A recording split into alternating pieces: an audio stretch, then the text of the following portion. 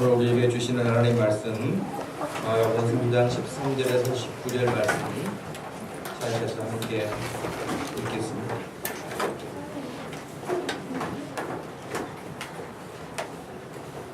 마가복음 3장 13절에서 19절 말씀 한 목소리로 말씀을 읽겠습니다. 또 산에 오르사 자기가 원하는 자들을 부르시니 나온지라. 이에 12를 세우셨으니 이는 자기와 함께 있게 하시고 또 보내사 전도도 하며 귀신을 내쫓는 권능도 가지게 하려 하심이로라. 이 12를 세우셨으니 시몬에게는 베드로란 이름을 더하셨고 또 세베대 아들 야고보와 야고보 형제 요한이니 이 둘에게는 보아너게 곧 우리의 아들이란 이름을 더하셨으며 또 안드레와 빌립과 바돌로메와 마테와 도마와 알페오의 아들 야고보와 및 가데오와 가나안인 시몬이며 또 가룟 유다니 이는 예수를 한 자더라. 아멘. 지난 주일 13절에서 15절 말씀을 따라서 예수님께서 제자들을 부르신 이유가 무엇인가 그 세 가지를 말씀을 드렸습니다. 예수님께서 제자들을 부르신 그 세 가지는 예수님의 제자들에게만 해당하는 것이 아니고 오늘 여기 있는 저와 여러분들에게도 동일하게 적용되는 말씀이기 때문에 굉장히 중요하다라고 했습니다. 왜냐하면 성경에서 가르치고 우리에게 말씀하시는 것들은 오늘날 그리스도인들이 어떠한 삶을 살아야 되는지를 정확하게 제시하고 가르쳐주고 있기 때문에 그렇습니다. 사람들은 요즘에 각자 종교를 자기 편리 위주로 늘 생각하고 그렇게 살려고 합니다.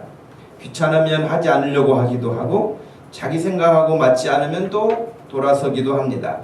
그러나 여러분, 우리는 하나님을 섬겨도 그만이고 섬기지 않아도 괜찮다, 그렇지 않습니다.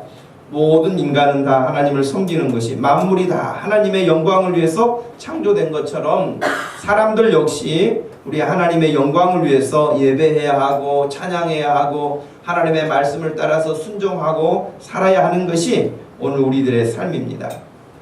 그런데 여러분, 예수님께서 우리를 부르신 그 세 가지 이유를 보았을 때 첫 번째 말씀하셨던 게 뭡니까? 예수님은 우리와 함께 계시고 싶어 하세요. 우리와 늘 함께 계시고 싶어서 우리를 여러 채널을 통해서 부르셔요. 개인적으로도 부르시고 어떨 때는 우리가 약함을 만나서 힘든 일을 만나서 고통스러운 일을 만나서 난 더 이상 어떻게 할 수가 없어, 할 바가 없어, 그런 상황을 통해서 하나님을 한번 쳐다보게 만들어요. 그래서 하나님 앞에 나오는 사람들이 지구상에는 꽤 많습니다.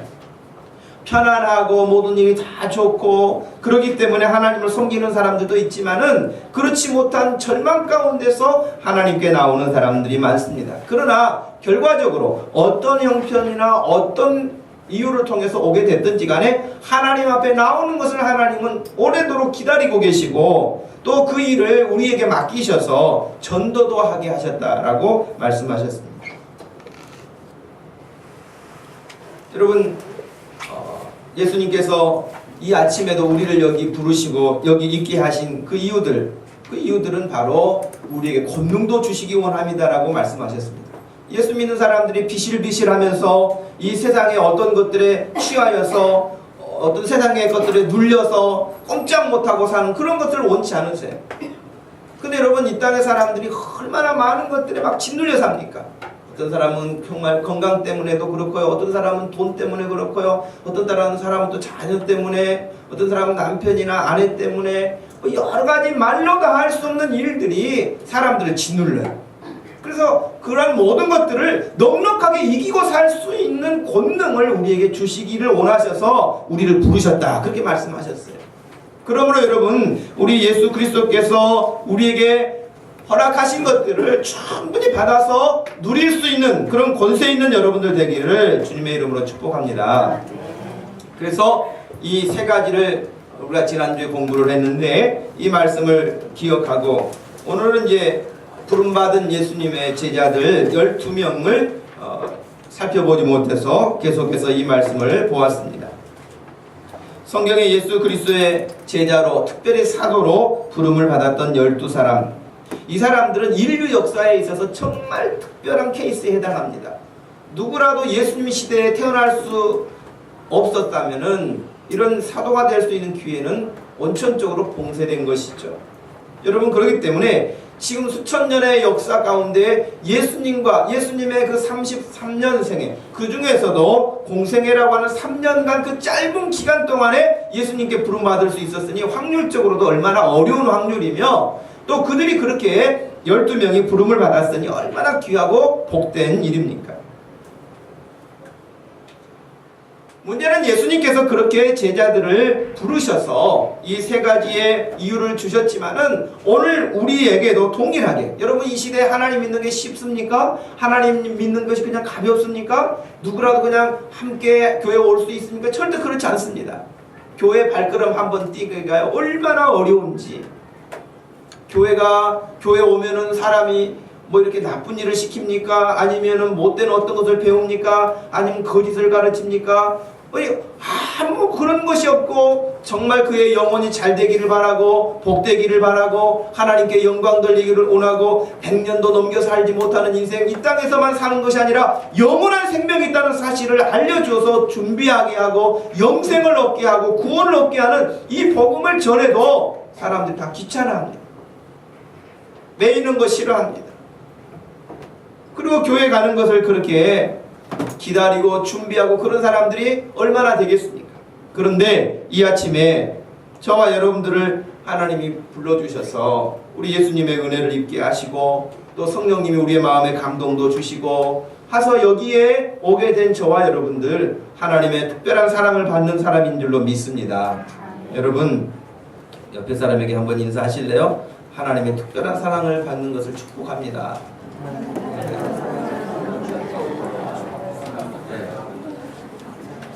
여러분, 정말 여기 그냥 와 앉아있는 게 아니에요. 그러니 축복받은 사람들 얼굴이 왜 우중충해야 되겠어요? 밝고 기쁘고 즐겁고 정말 다른 사람을 보아도 또 축복해 줄 수 있는 그런 마음, 하나님 앞에 그런 은혜가 있는 사람은 그런 마음들이 샘솟아 올라요. 근데 억지로 끌려온 사람은요, 3일 굶은 어떤 어머니처럼, 우리 여러분 볼링 치다가 볼링이 핀이 10개잖아요. 10개 쳤는데 스트라이크가 나오지 않고 코너에 딱 제일 끝에 거 하나 남아있는 핀을 원래 롤모델 뭐더라 그래요. 그래서 시어머니 핀이라 그래요. 구석지에 이렇게 쭈그리고 있다 그래가지고, 그래서 원래 볼링 칠 때도 그러는데, 그러니까 아마 그 스페어 처리할 때도 시어머니 생각하면 처리가 잘 될 거예요. 구석지에 있어도 막 그렇게 사람들이 생각할 만큼인데, 여러분 예수 믿고 마음이 즐겁고 기쁘고 복되면 다른 사람 보아도 늘 기뻐요. 은혜가 있어요. 손을 한번 잡아줘도 그 느낌이 달라요. 여러분 목동주신교회에서 함께 하나님을 섬기는 여러분들이, 여러분의 가정도 그럴 뿐만 아니라 여러분 이웃과 만나는 모든 사람들과의 관계 속에서 그런 역사가 일어나기를 축복합니다. 예수님께서 12제자를 부르셨는데 이 제자들 참 저는 훌륭하다고 생각해요. 왜냐하면 그들이 예수님을 따른 목적이 달라요. 예수님이 부르신 목적과 그들이 따른 목적이 다릅니다. 나중에는 예수님이 부르신 목적에 다 일치하게 됐지만 처음에는요, 자기들이 나도 예수님처럼 희생하면서 살겠습니다, 그런 사람 아무도 없었어요. 처음에는요, 이 12명이 전부 다 자기 계산 가지고 예수님 따랐어요. 야, 나를 부르시니 내가 아주 행제했구나 인생에서. 저렇게 능력도 많고 대단하신 예수님이 이제 금방 이제 임금님이 될 것 같은데, 임금님 되면은 나도 한 자리 할 수 있는, 내각에 들어갈 수 있는 그런 준비가 된 거 아닌가, 이런 생각에 기대가 있어가지고요, 예수님을 따르는 그 마음이 다 예수님이 부르신 목적과는 달랐어요. 그런데도 불구하고 어찌 됐든지 간에 여러분, 그러나 지금 당장 예수님이 임금 된 거 아니시잖아요. 지금 예수님께서 임금의 자리에 앉으셔서 내가 외무부 장관이 필요한데 베드로야 이리 오너라 그렇게 부르신 게 아니잖아요. 언제 될지는 모르잖아요. 자기네들 기대만 있을 뿐이지. 그런데도 불구하고 자기 가족도 자기의 생업도 돈 잘 버던 세리라고 하는 직업도 다 버려두고 예수님이 부르시는 부름에 예 하고 갔다는 거예요. 이게 대단한 거죠. 그리고 지난 3년간 예수님을 따라다니면서 훈련받게 된 것입니다. 여러분, 지난 금요일 저녁에 우리가 기도할 때 말씀을 전했습니다. 여러분, 저도 여러분도 직업이 다릅니다. 성장 과정도 다릅니다. 성격도 다릅니다. 다 달라요. 그런데 다 다름에도 불구하고 우리에게 동일한 것은 예수 그리스도께서 부르신 그 부름에 합당하게 우리의 삶을 가져가는 거예요. 어떤 사람이 열심히 사업하지만 그 사업이 돈 버는 것으로 자기 인생의 끝이 아니라 그 사업을 통하여서 많은 사람들이 하나님께 돌아오는, 하나님이 기뻐하시는 일들을 펼쳐갈 수 있는 도구가 되는 거예요. 직장이, 사업장이, 공부가, 하나님이 내게 주신 지혜와 재능과 그런 은사들이 나의 한 사람 먹고 마시고 즐겁게 살다가 끝나는 것이 아니라 예수님이 우리에게 보여주신 것처럼 많은 사람들을 주님께 돌아오도록 하는 일에 하나님이 내게 재능을 주신 거예요. 내게 지혜를 주신 거예요. 공부할 수 있도록 하나님이 허락하신 거예요. 사업할 수 있도록 하신 거예요. 그러니 5달란트, 2달란트 받았던 그 종들처럼 하나님의 마음껏 그것들을 개발해서 하나님 앞에 더 많은 영광을 드러낼 수 있는 것, 이것이 우리의 사명이고 오늘 여기 있는 여러분들 모두가 하나님께 받은 사명인 줄로 믿으시기를 바랍니다. 그렇기 때문에 여러분 여기서 예배 드리고 월요일에 출근하면 다 직장이 다르잖아요. 가서 일하는 데가 다르잖아요. 공부하는 학교가 다 다르잖아요. 그래도 거기 가서 다 열심히 오늘 들은 말씀 따라서 나도 예수님의 제자로서 능력 있는 삶을 살아야겠다 하고 사는 거예요. 게으르지 않아요. 느슨하지 않아요. 그냥 될 대로 되라는 식으로 포기하지 않아요. 하나님의 말씀을 따라서 열심히 달려가는 그 일을 위해서 예수님께서 12명을 샘플로 우리에게 뽑아주신 거예요. 우리가 12명을 한 사람 한 사람을 다 살펴볼 수 없어요. 오늘 두 그룹으로 나누어서 살펴보려고 하는데 첫 번째 살펴보려고 하는 그룹은 혼자예요. 그룹이라고 할 것도 없어요. 예수님의 제자들은 크게 세 그룹으로 나눌 수 있는데요. 하나는 베드로, 야고보, 요한. 그래서 예수님이 그걸 부르고 같이 데리고 다녔어요. 12명 가운데도 이 세 명은 예수님이 늘 가깝게 데리고 다니셨거든요. 이 한 그룹. 그 다음에 나머지 또 한 그룹은 별로 그렇게 두각을 나타나지 않아요. 성경에 별로 이름만 이렇게 제자라고 이름만 기록되어 있지 뭘 했는지에도 아무것도 나오지 않는 제자들도 있어요. 그리고 또 한 그룹이라고 할 수 있는 분류를 한다면 가룟 유다예요. 이렇게 크게 세 그룹으로 나눌 수 있는데 첫 번째 그 중에서 배신자 사람, 배신의 사람 가룟 유다를 한번 살펴보려고 합니다. 왜냐하면 가룟 유다의 그 모습을 보면서 우리가 주의하면 가룟 유다가 안 될 수 있고 우리도 잘못하면 가룟 유다가 될 수 있고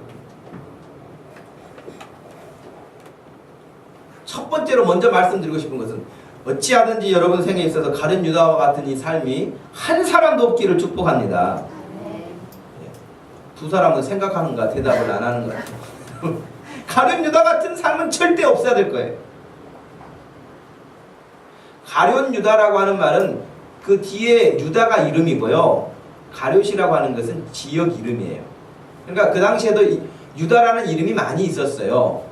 오늘날 우리 한국에 뭐 철수, 영수 그러는 것처럼 뭐 광주의 뭐 부산의 영수, 서울의 영수 그렇게 이름을 부르는 것처럼 가룟 유다 그러면 가룟이라고 하는 그 지역, 예루살렘 근처에 있는 마을 이름이었는데 그 지역의 유다라고 하는 표시를 한 거예요.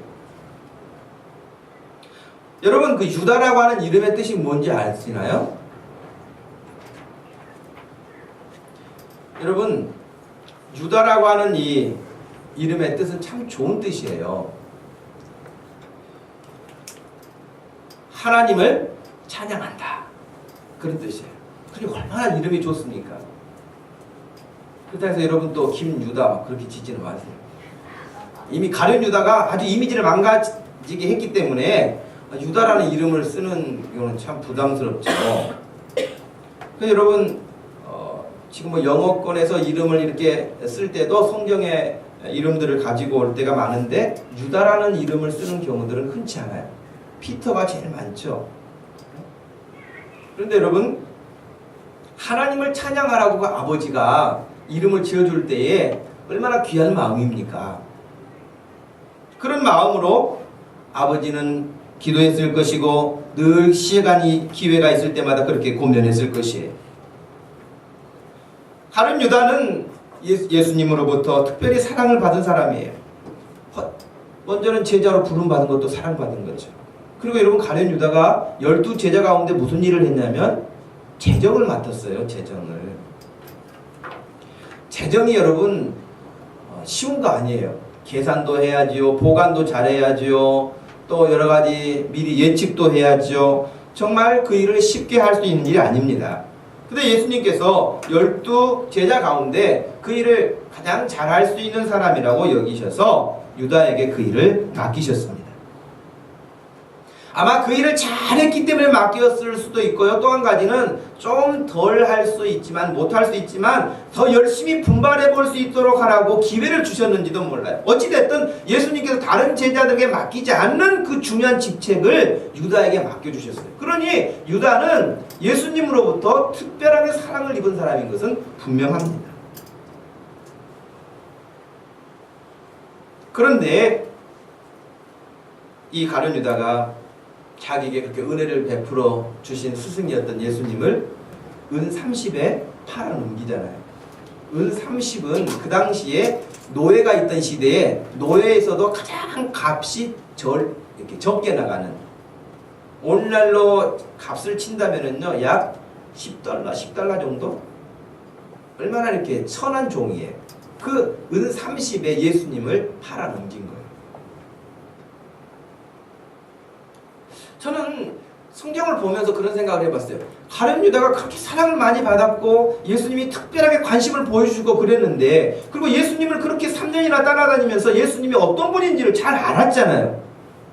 예수님이 어떤 말씀을 하셨는지, 어떻게 아프고 병들고 귀신 들리고 어려운 상태에 놓여있는 사람들을 치료하고 회복시키셨는지 너무나 잘 보았잖아요. 그런데 어떻게 해서 가룟 유다가 돼버렸을까?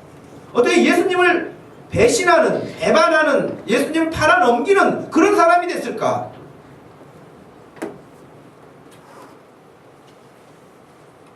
거기에 대해서 여러분 성경에 근거가 있는데, 단서를 찾는다면 여러 가지를 추측해 볼 수 있어요. 그런데 요한복음 13장 2절 말씀이 가장 키포인트가 되는 단서예요. 한번 읽어볼까요? 시작. 마귀가 벌써 시몬의 아들 가룟 유다의 마음에 예수를 팔려는 생각을 넣었더라. 무섭지요? 여러분, 가룟 유다의 마음속에 예수님을 팔려는 생각을 집어넣었다는 거예요. 마음에. 여러분, 이 세상 사람들은, 오늘 현대인들은 늘 말씀드린 것처럼 사탄을 믿지 않습니다. 안 믿어요. 그러나 사탄은 존재합니다. 엄연하게 존재합니다. 영적인 영물이기 때문에 사람들이 눈에 보이지 않아서 그걸 인정하고 싶지 않아 하지만, 그저 그냥 남양 특집으로 이렇게 여름철 되고 그러면은 뭐 머리 풀고 귀신 이야기하고 뭐 그런 이야기 하지만은 그런 스타일이 아니라, 여러분 정말 영적인 존재로 사탄이 있습니다. 그런데 그 사탄은 우리가 이렇게 쉽게 사람을 만나서 이야기하듯이 그럴 수 있는 존재가 아니기 때문에 아주 교묘해요. 그런데 그 사탄이, 마귀가 유다의 마음에 예수님을 팔려는 생각을 먼저 집어넣은 거예요. 왜 그런 생각을 주었을까 하는 거죠. 여러분, 베드로전서 5장 7절 말씀에서 9절 말씀도 한번 같이 읽어보겠습니다. 너희 염려를 다 주께 맡기라. 이는 그가 너희를 돌보심이라. 근신하라, 깨어라. 너희 대적 마귀가 우는 사자같이 두루 다니며 삼킬 자를 찾나니 너희는 믿음을 굳건하게 하여 그를 대적하라. 그랬어요. 왜 이런 말씀을 우리가 보냐면, 아마 가룟 유다의 마음속에 예수님을 팔려는 생각을 넣게 된 근본적인 이유가 뭐였을까요? 돈이 필요하지 않았을까요?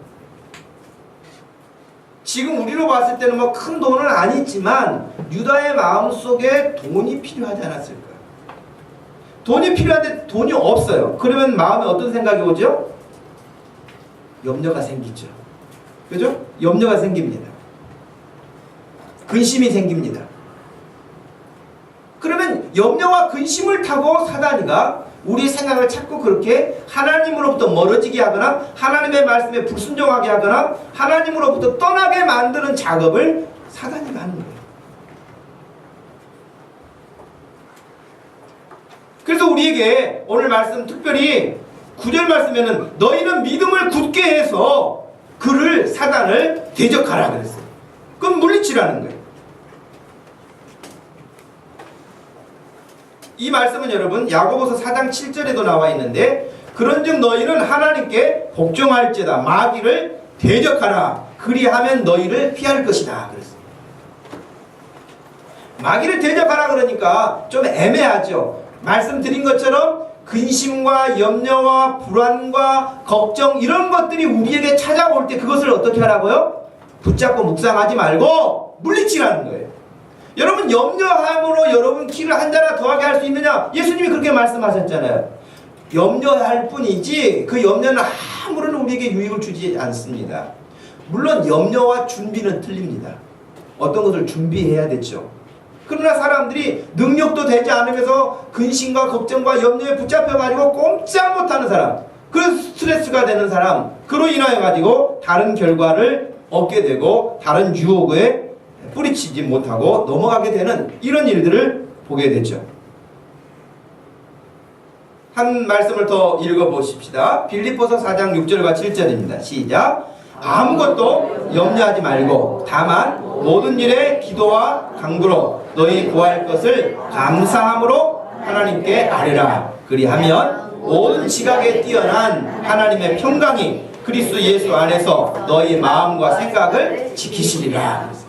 염려하라고요? 염려하지 말아요. 염려하지 말고 우리에게 하라고 하신 말씀이 있어요. 기도해라. 간구해라. 감사함으로 하나님께 너의 필요한 것을 아뢰라. 그리하면 우리의 마음의 염려와 근심과 걱정 대신에 하나님의 평강이 그리스도 예수 안에서 우리의 마음과 생각을 지켜주신다. 그 약속하신 말씀. 하나님이 우리에게 이런 길을 내셨으니까 여러분 하나님의 말씀을 신뢰하시고 하나님의 말씀을 따라서 실행해 보시기를 바랍니다. 사람들이 말씀을 들어도 왜 하나님의 놀라운 은혜를 체험하지 못하느냐? 하나님은 그렇게 말씀하시는데 그것을 자기 것으로 만들지 못하는 거예요. 그래서 성경에서는 늘 뭐라고 가르치시죠? 말씀을 행해야 된다는 거예요. 영혼 없는 몸이 죽은 것처럼 행함이 없는 믿음은 죽은 것이라고 말씀합니다. 하나님의 말씀을 듣고 행하는 자가 지혜로운 자라고 그랬어요. 행치 않는 자는 어리석은 자라고 그랬어요. 그렇기 때문에 우리가 하나님의 말씀을 늘 들을 때마다 그래 이번 주는 그럼 내가 어제까지도 막 스트레스가 많았는데 이런 일 저런 일로 이번 주는 내가 그거 다 접어놓고 정말 오늘 이 말씀처럼 기도해야 되겠다. 그리고 감사함으로 구하라 그랬으니까 내가 감사함으로 하나님 앞에 간구해야겠다. 여러분 이 말씀 붙잡고 나가세요. 여러분의 마음에 근심과 걱정과 염려를 붙잡지 마시고 하나님의 말씀을 붙잡고 나가게 되면 바로 이것이 가룟 유다의 마음속에 돈의 염려나 근심이나 또 다른 어떤 생각을 가지고 있었을 때에 그래 너 돈 필요하지? 그러려면 이렇게 해야 돼 라고 악한 생각을 집어넣는 것처럼 그런 생각을 우리에게 집어넣을 수가 없어요. 그것이 사단을 마귀를 대적하는 거예요.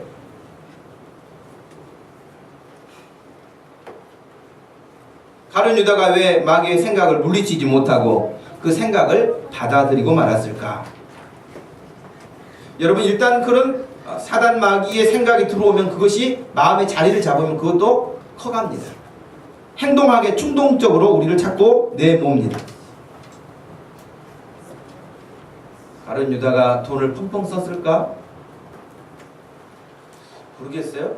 성경에는요 가룟 유다가 요한복음 12장에 이런 말씀이 나오는데요. 예수님께서 이제 공생애를 마치시고 십자가의 죽음이 다가오는 그런 때였어요. 그때에 예수님께서 죽은 나사로를 살리셨던 그 가정에 이제 가셨죠. 그 가족들을 만나시면서 계실 때에 마르다는 일을 하고 있었고 나사로는 예수와 함께 앉은 자 중에 있었고 마리아는 지극히 비싼 순전한 나드 향유 한 그릇을 가져다가 예수님의 발에 붓고 자기 머리털로 예수님의 발을 닦았다. 그런데 향유 냄새가 온 집안에 가득하게 됐다. 근데 요한복음 12장 4절에 이렇게 돼 있어요. 제자 중 하나로서 예수를 잡아줄 가룟 유다가 말하되 이 향유를 어찌하여 300데나리온에 팔아 가난한 자들에게 주지 아니하였느냐. 300데나리온은 노동자가 1년간 받을 품삯이 연봉이에요. 그러니까 적은 액수 아니에요.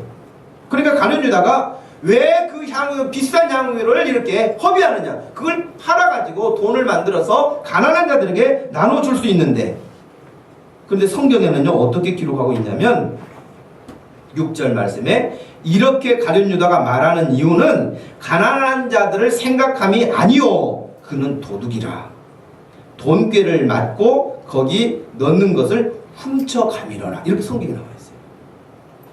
나쁜 그냥 속된 표현으로 하면은 도둑놈이에요. 가룟 유다가. 그러니까 아마 돈을 맡아가지고 몰래 이미 빼다 썼는가 봐. 카드가 돌아오는데 카드 막을 수 있는 지금 입장이 안 되니까 아마 마음이 불안해지지 않았을까. 오늘날로 말한다면 돈은 여기저기서 갖다 썼는데 그걸 어떻게 대체할 수 있는 방법이 없으니까 사단이가 그 말도 되지 않는 자기 스승 은혜를 공급했던 모든 것들을 자기에게 주셨던 그 스승을 배반하게 하는 그런 일들을 받아들이고 마는 것입니다. 여러분 추적자 보시죠? 드라마 추적자 안 보시나요? 여기에서 보면 추적자의 그 내용이 여러 가지 의미를 함유할 수 있다 그래요. 그래서 신문 평론가들도 여러 가지 이야기를 합니다. 여러 가지 이야기를 합니다만은 여기 강력계 형사로 나오는 백홍석이 자기 딸의 억울한 죽음을 풀기 위해서 이렇게 하는데 결국에는 이 사건을 풀어가는 모든 과정에서 지금 현재 대한민국이 가지고 있는 문제점들을 그대로 다 노출하고 있다는 거예요. 돈 있는 사람은 어떻게 해볼 수가 없는 거예요. 권력자 앞에서 어떻게 해볼 수가 없는 거예요.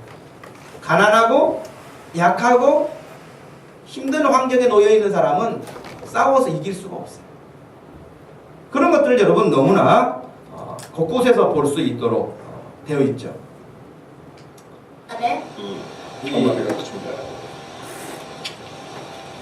드라마 한 장면인데요.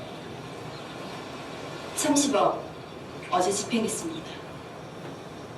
몇 년 전에 개업했다가 의료사고로 폐업했습니다. 그때 10억대의 부채가 생겼고요.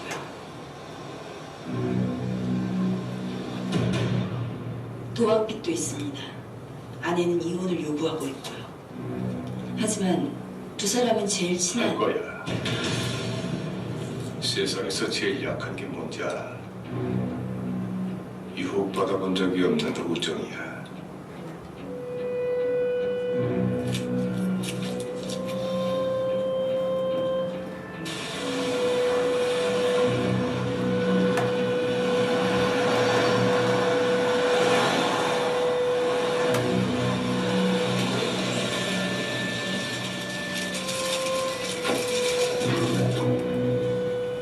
웃어. 하기 싫은 일을 웃으면서 할 수 있을 때가 어른이 되는 거야.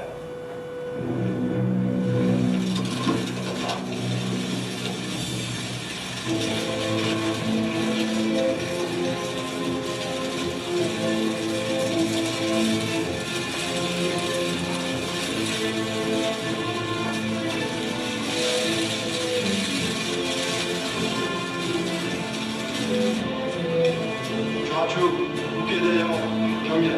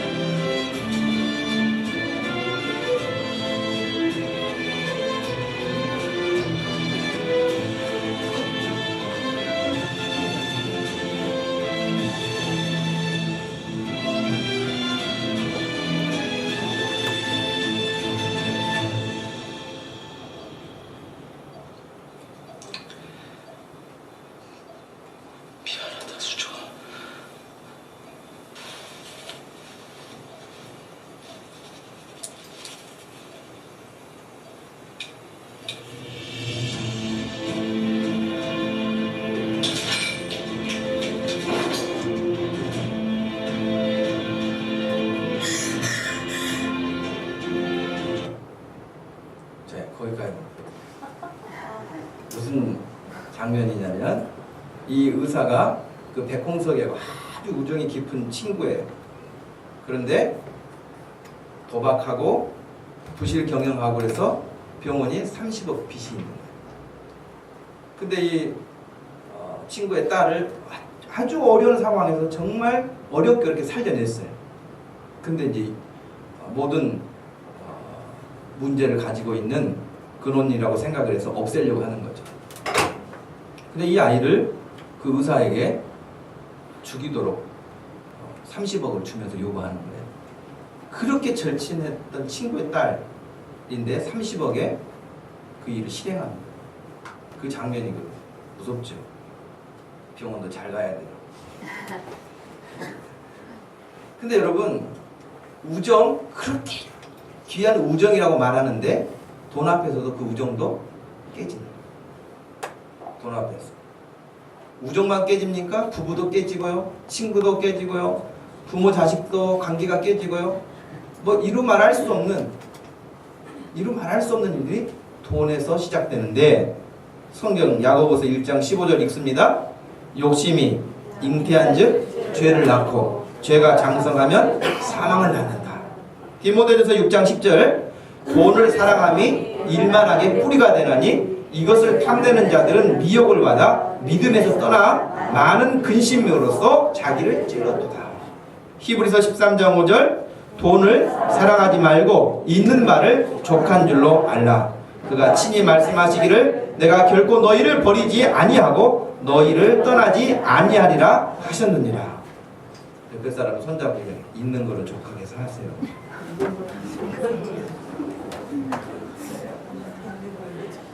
있는 것을 족하게 살려면 히브리서 13장 5절 말씀은 아주 귀한 말씀이에요. 돈을 사랑하지 말고 있는 바를 족한 줄로 안라고 하시면서 친히 예수님이 말씀하셨다는 거예요. 내가 결코 너희를 버리지 아니하고 너희를 떠나지 않을 것이다. 할렐루야. 아멘. 믿으세요. 예수님이 여러분들을 떠나지 않으세요. 버리지 않으세요. 죽지 않아요. 걱정하지 말고 우리 주님의 말씀을 믿고 돈을 사랑하는 것이 아니라 주님을 사랑하며 살 수 있기를 축복합니다. 근데 여러분, 가룟 유다가 바로 이러한 것에서 자기 스승을 배신하고 만 것이죠. 미국에 로젠버그라는 부부가 있었는데요. 이 부부는 핵 연구 기밀을 소련에 팔아넘긴 부부예요. 근데 법원에서 이들에게 사형을 언도했습니다. 미국의 인권단체들이 아주 대대적으로 시위를 벌였죠. 근데 이 부부를 함께 사형에 처하도록 했고 결국에는 사형이 집행이 됐습니다. 그때 판사가 이런 판결문을 담담하게 읽어 내려갔습니다. 배신은 살인보다 더 나쁜 죄악입니다. 그것은 영혼을 죽이고 사회라는 거울을 깨버리는 것입니다. 간단하게 이렇게 판결문을 읽었어요. 여러분, 우리나라에도 가끔 뉴스에 보면은 산업 스파이들이 정말 수조 원의 연구 기술들을 자기 회사에서 만들어낸 기술들을 몰래 빼내기도 하고 혹은 다른 보안 업체들이 와가지고 위장해서 빼서 나가는 경쟁 업체에 넘기는 그런 일들 많이 보잖아요. 마찬가지로 배신이라고 하는 것은 여러분 도처에 있어요. 그렇다면 여러분, 가룟 유다의 이 길을 우리가 따라가지 않으려면 어떻게 해야 될까요? 정신 바짝 차려야 되겠죠. 그러기 위해서는 기도해야 돼요. 기도해야 정신이 옳고 그른 것이 분별력이 생기지 그냥 있으면 여러분 정말 다 좋은 것처럼 느껴져요. 괜찮을 것처럼 느껴져요. 평상시에도 기도하는 것이 중요하지만 특별히 여러분들이 어떤 하나님 앞에서 일들을 준비하고 계획하고 진행하려고 할 때마다 여러분 몇 갑절로 더 기도해야 될 줄로 믿습니다. 평상시에도 기도해야 되는데 어떤 일들을 앞에 다가와요. 일들이 내가 지금 평상시에 감당하기보다 힘든 일들이 다가와요. 그런데도 아무렇지 않게 태연하게 있는 사람은 믿음 없는 사람이에요. 그럴 때는 여러분 정말 나를 세서라도 하나님 앞에 더 기도하는 시간을 늘려가야 돼요. 기도하는 시간이 더 길어져야 돼요. 믿음이 없으면 여러분 큰 일이 닥쳐도 작은 일이 와도 아무 상관하지 않고 그냥 머물고 맙니다. 여러분, 제가 왜 기도하라고 말씀드리냐면 6월절에 최후 만찬이 맞춰졌습니다. 그때에 예수 그리스도는 가룟 유다를 제한 11명의 제자들과 함께 겟세마네 동산에 가셨어요. 겟세마네 동산에 가셨는데 여러분, 그때 제자들은 뭐 했습니까? 기도 않고 잤어요. 그래도 저는 그것이 너무 은혜가 되더라고요. 그 전에는 제가 그 은혜를 못 받았어요.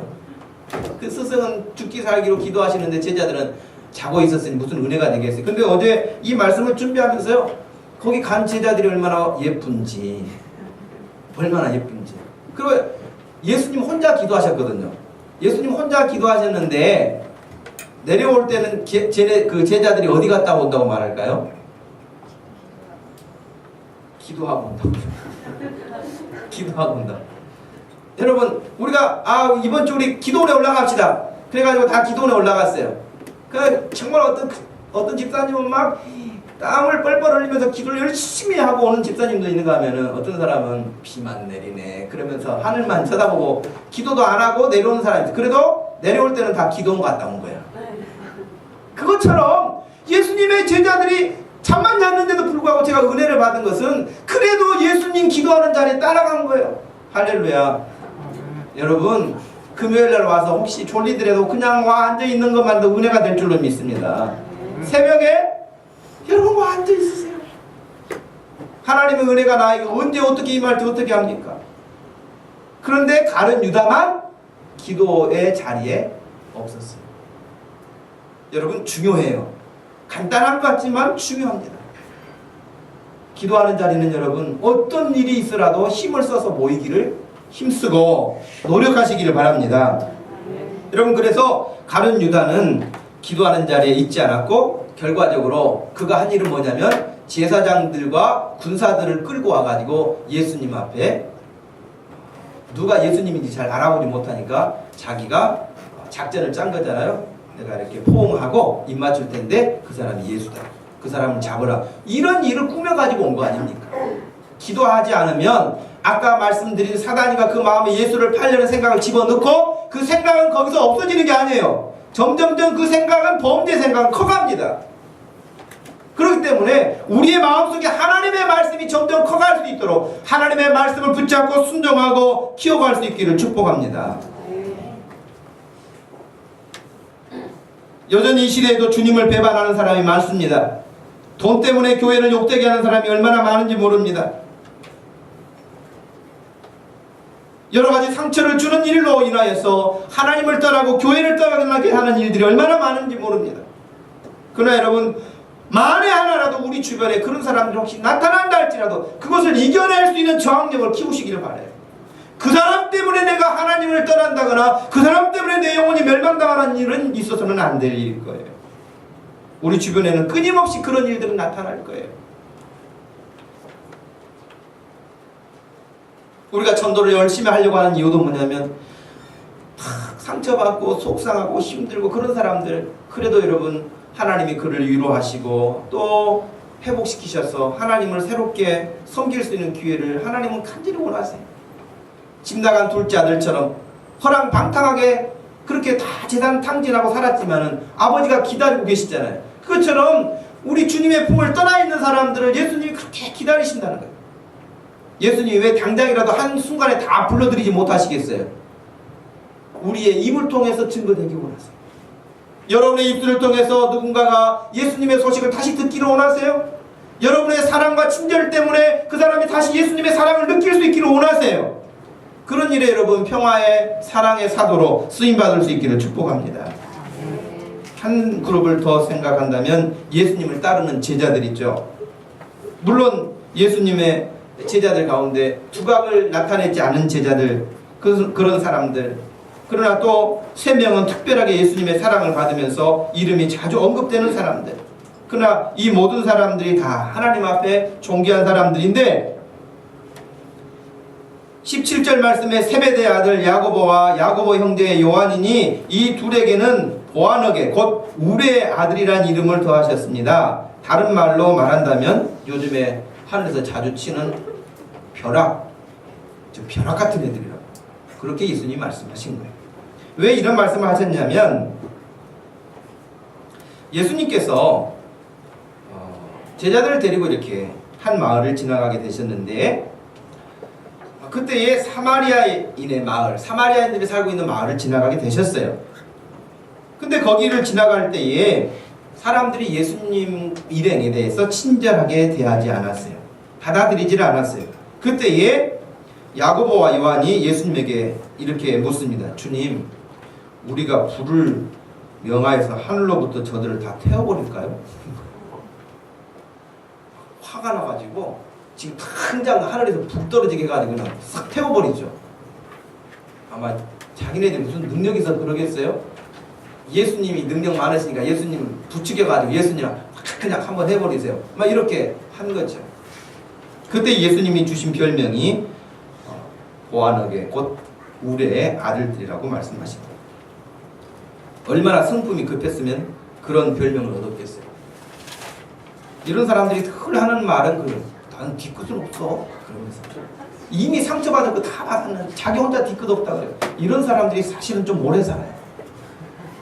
예. 뒤끝이 없다고 하는 사람들은 저기는 마음 편하게 살아요. 다른 사람 어떻게 하든지 상관없어요. 차라리 뒤끝이 있기를 바랍니다. 예. 그래서 여러분 이 제자들이 12명이 다니면서 얼마나 싸움을 많이 합니까? 굉장히 신경 예민하고 그리고 이 사람들은 굉장히 출세지향적인 사람들이어서 형제인데 그래가지고 자기 어머니를 모시고 와가지고 예수님이 이제 예루살렘에 올라가시니까 금방 임금님 될 줄 알고 하나는 좌편에 하나는 우편에 앉게 해주세요 라고 부탁했지 않습니까? 베드로는 여러분 만만합니까? 베드로를 능가할 사람이 누가 있습니까? 아무도 없습니다. 물 위를 걸어본 사람은 베드로밖에 없습니다. 예수님에게 그렇게 칭찬받고 그렇게 책망받은 사람도 베드로밖에 없습니다. 예수님을 모른다고 3번이나 부인했던 그런 극한 상태에 빠진 것도 베드로입니다. 예수님을 정말 사랑한다고 다시 3번이나 고백했던 것도 베드로입니다.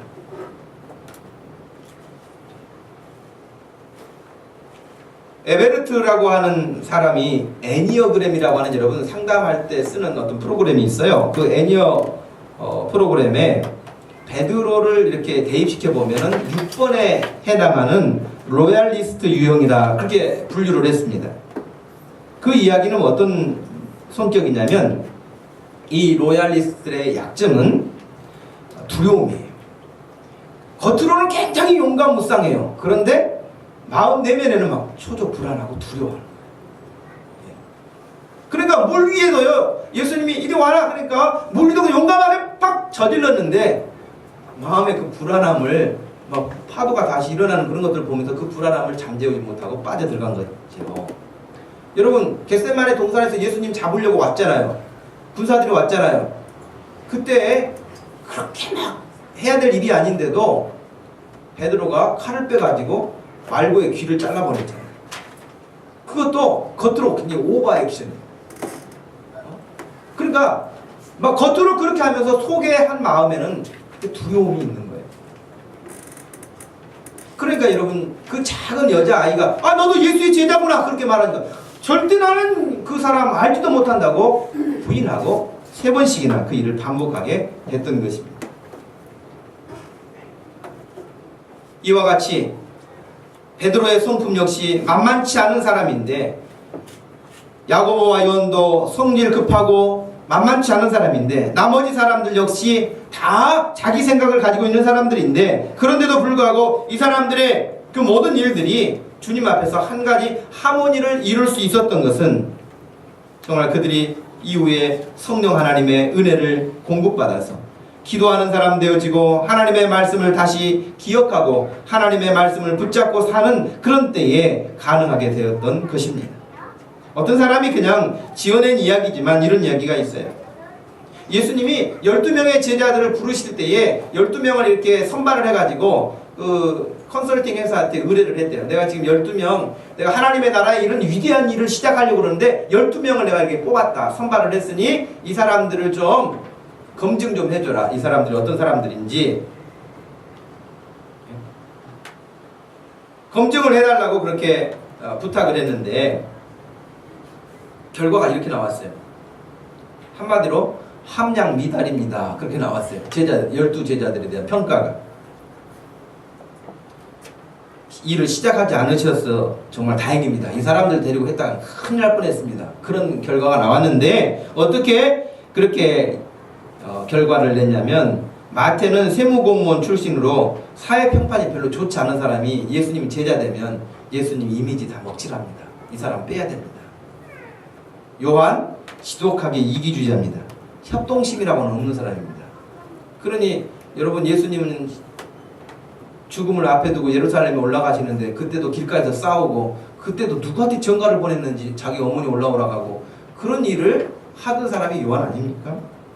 도마 매사에 부정적인 인물입니다. 남의 말을 절대 믿지 않는 성격입니다. 안드레 지도력과 창조력이 없는 무능력자입니다. 베드로는 과격하고 덤벙대는 성격에서 정서 불안해 보입니다. 야고보 요주의 인물입니다. 사상 검증이 필요합니다. 뭐 이렇게 다 이제 분석을 했는데 그러면서 딱 한 사람 그 중에서 쓸만한데 여기를 보고 저기를 봐도 그래도 감각 있고 쓸만한 사람 하나 있는데 가룟 유다입니다.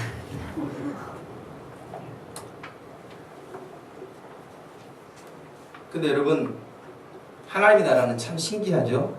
그렇게 똑똑하고 능력 있고 이지에 밝고 그런 가룟 유다가 쓰임 받는 게 아니고 바보처럼 보이고 무능해 보이고 아무것도 가진 것 없고 평판 안 좋은 것 같고 그런 사람이 하나님 앞에 붙들려서 귀하게 쓰임받게 된 줄로 믿습니다. 여러분 우리 교회에 유명한 사람 없는 거 감사해요. 너무 유명한 사람 있으면은 그냥 유명해서 자기 잘난 맛에 또 유명하지 못한 사람은 그 사람에게 눌릴지도 몰라요. 근데 우리는 다 비슷비슷해서 감사해요. 예. 다만 이 예수님의 제자들처럼 우리들도 오직 하나님의 은혜인 줄 알고 나를 불러주신 것이 하나님의 큰 축복인 줄 알고 내게 하나님이 주신 큰 일이 됐든 작은 일이 됐든 부족한 나를 불러주신 하나님의 은혜에 어떻게 해야 최선을 다할 수 있는 것인가를 생각합니다. 같이 우리가 교회를 이렇게 섬기다 보면 어떤 사람은 정말 번개의 아들이라고 말을 들었던 야고보나 요한 그 사람들처럼 성품이 아주 급한 사람일 수 있어요. 어떤 사람은 또 그냥 과격한 사람일 수 있어요. 무슨 일 시작하기만 하면 덤벙대가지고 나중에 보면 다 일 다시 해야 되는 사람도 나타날 수 있어요. 그래도 여러분 주님 안에서 같이 갈 수 있는 것이 주님이 우리를 훈련하는 훈련장이기도 하고 하나님의 일을 이루시게 하는 그런 축복의 통로가 될 줄로 믿습니다. 그러므로 예수님의 제자 12명이 함께 주님 앞에 부름을 받았지만 배반한 가룟 유다의 길을 따르지 않고 그래도 마지막까지 함께했던 그 예수님의 제자들처럼 우리가 서로 부족하지만 서로를 격려하고 서로 사랑하고 서로 섬기고 정말 내 마음에는 들지 않고 못마땅하게 보이고 그러지만 그런 생각이 들 때마다 오늘 이 말씀을 생각하시면서 귀하게 와서 잠만 자도 귀하다 그런 마음을 여러분 가지시고 얼굴 보는 것만으로도 귀하다 그렇게 생각을 해서 교회가 사랑이 넘칠 수 있고 하나님의 나라가 여러분을 통해서 힘있게 펼쳐나갈 수 있기를 주님의 이름으로 축복합니다. 기도하겠습니다. 기도할 때 여러분 한번 그렇게 기도하세요. 하나님 제 마음속에 정말 가룟 유다에 들어왔던 그런 악한 사단의 생각이 들어오지 않도록 막아주시고 그걸 물리치라고 말씀하셨사오니 내 마음에 늘 근심, 염려, 불안, 걱정이 아니라 감사함으로 하나님께 기도하는 그런 인생 되게 해주세요. 그리고 서로를 사랑하고 섬길 수 있는 마음으로 하나님의 교회를 섬기고 하나님의 백성으로 살게 해주세요. 이 두 가지만 놓고 한번 같이 기도하겠습니다. 하나님 아버지 고맙고 감사합니다. 이 시간 저희들에게 귀한 시간을 주셔서 감사하고 주님 앞에 예배할 수 있어서 감사하고 함께 예배할 수 있는 형제 자매들이 있게 된 것을 또한 감사합니다. 하나님 우리 주변에는 늘 불안하고 우리를 염려하게 하고 근심하게 하고 걱정하게 하는 일들이 많이 찾아오는데 그럴 때마다 하나님 우리에게 약속해 주신 이 말씀을 통하여서 용기 얻게 하시고 정신을 바짝 차리고 살게 해주시고 이 세상에 하나님 없이 사는 사람들처럼 그렇게 휩쓸려 살지 아니하도록 역사해 주시기를 간절히 빌고 소원합니다. 살아계신 하나님 아버지, 여기에 함께 와서 예배하는 사람 성도들 한 사람 한 사람이 베드로처럼 야고보처럼 요한처럼 마태처럼 아들로메처럼 다 쓰임받을 수 있도록 붙잡아 주시고 우리가 서로 사랑하고 존중하여서 하나님의 큰 일을 이루게 하여 주시옵소서. 오직 하나님께 영광 돌려드리기를 소원합니다. 하나님 도와주시옵소서. 하나님, 이 아침에 함께 나와서 주님의 사랑을 받고 은혜를 누리고 함께 예배하며 살게 해주신 건 너무너무 감사합니다. 하나님, 이 땅에 나그네 인생으로 우리가 사는데 주님이 이런 모습 저런 모습으로 저희를 불러주실 때마다 우리가 함께 찬송하고 하나님 앞에 서게 하시고 하나님 앞에 열심으로 서로 섬기며 지내게 하여 주옵소서. 사랑의 교회 공동체가 되게 해주셔서 세상에 힘들고 지치고 어려웠던 사람들이 교회를 통해서 예수 그리스도를 통하여서 다시 회복되어지고 그들의 인생이 복된 삶으로 바뀔 수 있도록 우리 목동주신교회를 사용해 주시고 오늘 우리들을 그 일에 사용하여 쓰임받게 하여 주시옵소서. 감사하며 예수님의 이름으로 기도하옵나이다. 아멘. 다같이 자리에서 일어나셔서 같이 찬양 드리고 축도로 예배를 마칩니다.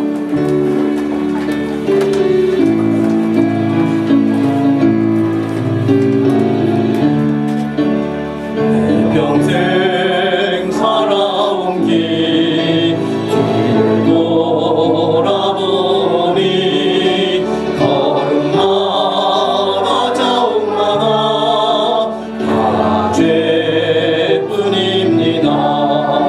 쓰리고 아픈 마음 가눌 길 없어서 돌고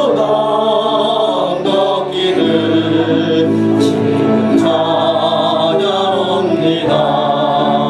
나 같은 몸만인가 주께서 살리시려 하늘의 영광 보좌 모두 다 버리시고 천하디 천한 쪽에 영상을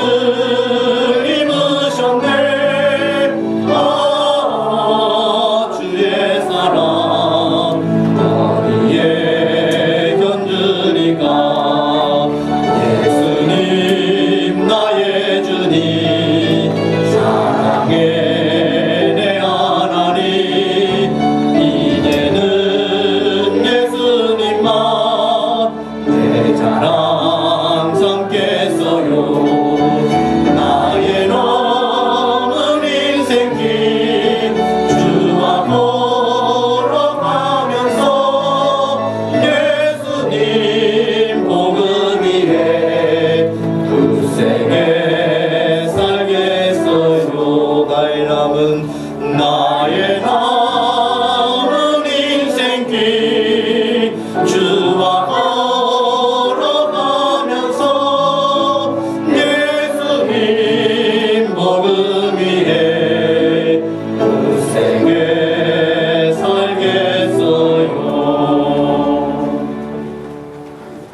지금은 우리 주 예수 그리스도의 은혜와 우리 하나님 아버지의 극진하신 사랑과 성령 하나님의 위로 교통하심이 신실한 예수님의 제자들을 닮아서 그렇게 믿음으로 살기 원하고 하나님께 영광 돌리기 원하는 사랑하는 모든 성도들 머리 위에 지금부터 영원토록 함께 계실지어다. 아멘.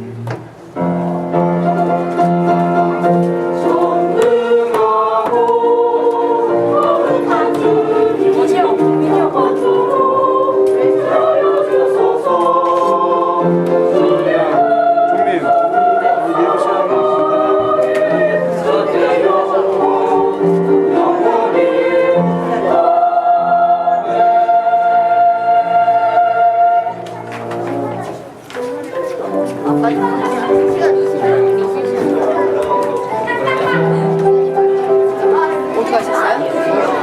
아니요, 아까